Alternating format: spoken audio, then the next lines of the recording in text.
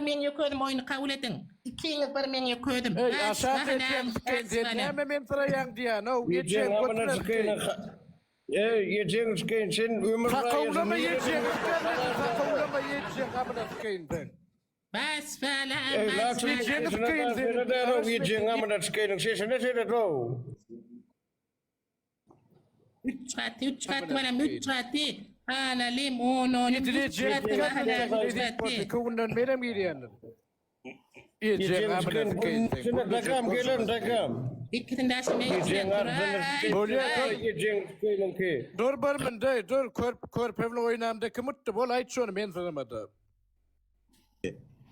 Yiyeceğin görüldü. Yiyeceğin amınam cevap verebilir mi? Yiyeceğin sıkayın ki men mal saymal ettin de 2 gün ver yiyeceğin amına sıkayın sen. Yiyeceğin amına sıkayın bol cevap ver de kör pevlo oynamdaki mutlu diyen yiyeceğin amına sıkayın. Yiyeceğin sıkayın sen haram zaten dinde bir mint beni. Yiyeceğin amına sıkayın gurlayabilmeyen yiyeceğin yüzüne sıkayın sen.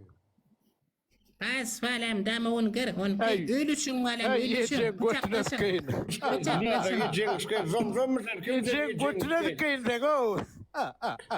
Yiyeceğin yürün korkut tanayana haram zaten yürün korkutan kimden tanay yiyeceğin amına sıkayın sen. Göktepeli yiyeceğin sıkayın sen göktepeli yiyeceğin sıkayın tekmen sen yiyeceğin. Hakikati yok. Kalem iki fen madde inçine bulun. Madde inçine. Haram zaten. İki sonluk kulvada. Yiyeceğin sıkayın ben teksin. Karış men. Sen ben bilen oynayacak koyan yiyeceğin sıkayın. Yiyeceğin amına sıkayın. Bunu da karışıyana yiyeceğin haram zaten. Yürüyün yara vargın valam. Fiyusun ağay durman fiyusun. Yiyeceğin sıkayın. Telpeğine sıkayın. Gurla böl çıkınıp. Men kıyal gurla. Larsın haram zaten ayırtına oynayacak borzon. Yiyeceğin amın sakavlarsın yiyeceğin sıkayın. Hayır. Sakavlarsın yiyeceğin Amınam sıkayın. sakavlamı yiyeceğin sıkayın sen. Yiyeceğin sıkayın nedir var? Korpemle oynandı. Kim mutlu yiyeceğin götüne sıkayın. Hayt şunu. Oynet mehayda Yiyeceğin sıkayın. Sakavı. Hayt sakavı yiyeceğin sıkayın. Kamera yetişen ağabey yiyeceğin. Yiyeceğin sakav yiyeceğin amına sıkayın. Nasıl da yürüyen mi oynayacak mı ne yapacağım bunu? Hadi durda oyunu tutartın ne?